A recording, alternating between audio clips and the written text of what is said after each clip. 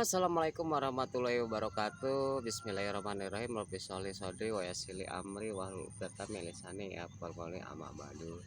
Salawat beserta salam senantiasa tercurah limpahkan kepada baginda alam Nabi Muhammad SAW, yang mudah-mudahan kita semua, para sahabat, saya sendiri, senantiasa diberikan cepat sampai yaumil akhir. Para sahabat tani dan kebun ya, saya akan berbagi kali ini. Ada beberapa hari saya tidak membuat konten ya, karena kesibukan saya bekerja. Para sahabat tani ya, ini teknik di dalam menanam cabai di lahan basah ya. Nah, biasanya cabai ini rentak sekali di lahan basah, itu busuk akar ya, busuk akar. Nah, tapi ada beberapa hal gitu ya para sahabat tani yang perlu dipahami gitu kan ya. Pembiasaan itu membuat tanaman itu menjadi terbiasa. Nah, bagaimana caranya ya? Nah, jadi lahan yang akan kita tanami ya, kita membuat pulutan ya, membuat pulutan. Nah, tanah yang basah lembab terus dibuat pulutan. Nah, seperti ini. Nah, kemudian bibit cabai yang seukuran sejengkal lah ya, itu kita sudah siapkan ya untuk ditanam ya.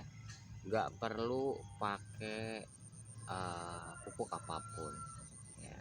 Jadi kenapa saya bilang nggak perlu pakai pupuk apapun? Karena bekas galiannya itu, lumpur-lumpurnya itu ya, kalau sudah terendam air ya, dia akan terfermentasi ya, terfermentasi oleh air itu sendiri, karena ada tarik paparan sinar matahari yang langsung ke air, sehingga air itu akan berubah menjadi green water ya. Jadi green water, sehingga akan tumbuh plankton dan menumbuhkan mikroorganisme kehidupan di dalam tanah ya. Nah, kemudian bagaimana dari segi perawatannya?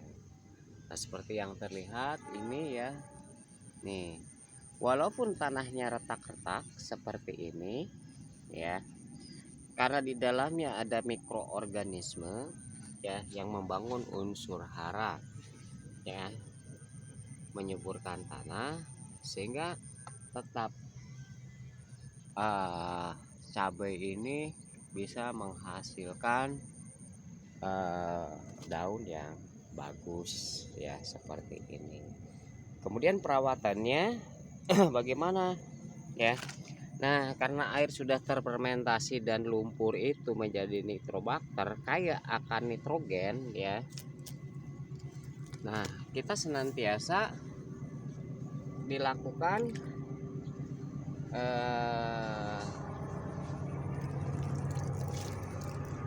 penimbunan seperti ini ya. Nah, lihat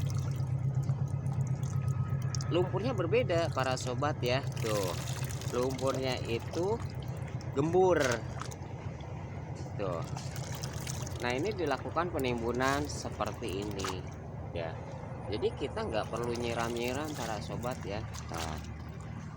Nah, terlihat ya para sobat dan sahabat, antara lumpur yang terfermentasi dengan tidak. Jadi emang kita harus siasati dan harus sabar lah di dalam pertanian itu ya. Nah, sehingga tanaman kita tetap subur walaupun kemarau ya. Tuh. Nah, tanda-tandanya ya, satu itu airnya sudah seperti ini. Nah, ini akan akan nitrogen ya, karena air sendiri menumbuhkan tanaman air ya para sobat dan sahabat ya. Nah, saya bukan mengajari, tapi ini pengalaman saya sendiri ya, membuat cara menanam cabai yang di lahan-lahan banjir atau lahan-lahan yang basah gitu kan ya. Tuh. Jadi caranya seperti ini ya para sobat ya, itu.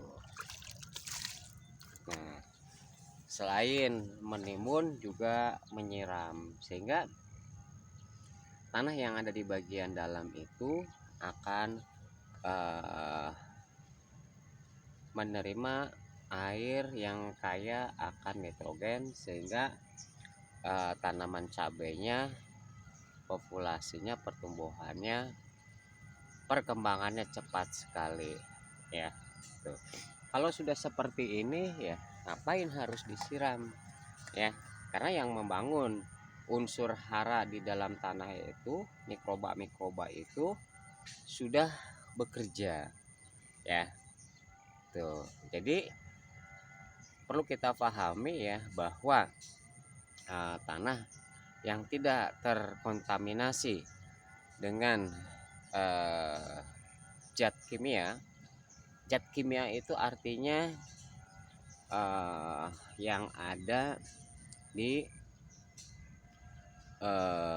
pupuk atau di insek ya, itu akan menyuburkan tanah tanpa pupuk pun ya. Kenapa? Ya saya membuktikan sendiri loh ya. Karena apa? Lahan ini untuk menghilangkan zat-zat kimia itu butuh waktu yang panjang, butuh waktu yang lama gitu kan ya. Bagaimana kita membuat lahan menjadi netral, kemudian menjadi kayak unsur hara gitu kan ya. Jadi butuh waktu yang lama ya, mau nggak mau ya kita kurangi atau stop ya, sehingga kalau lahan kita itu sudah terhindar atau terpapar oleh zat-zat kimia aktif lainnya, sehingga tanah itu akan menjadi kembali subur. Caranya sederhana sebenarnya gitu kan ya. Nah, caranya sederhana, yang penting kita continue, rajin, amati pertumbuhannya. Karena saya rasa para petani itu ya jangan mau dibodohin deh. Ya, tuh. Kenapa? Ya para petani itu harus mandiri, artinya harus paham ya. Karena di muka bumi ini ada 128 unsur zat kimia. Nah, tanaman itu tahu banyak seperti tubuh kita mengkonsumsi makanan ya, karena ada bakteri negatif, ada bakteri positif ya. Contohnya makanan yang kita makan ya, tuh itu ketika kita buang itu akan menjadikan hancur dan busuk ya. Nah, begitu juga pada tanaman. Tanaman itu memiliki proses seperti itu. Nah, jadi mudah-mudahan video ini bermanfaat para sobat dan sahabat ya. Kita artinya apa? Saya ingin memberikan artinya walaupun sedikit ilmu berbagi ya. Jadi saya mengurangi pembelian artinya makanan-makanan yang tidak tahu prosesnya ya, karena perlu dipahami ya, terkadang petani itu instan, tidak memikirkan bahayanya terhadap orang lain, baik sayur atau tanaman, pakai insek ya, yang dosisnya lebih kuat, lebih tinggi supaya hasilnya bagus ya. Tapi apa yang terjadi?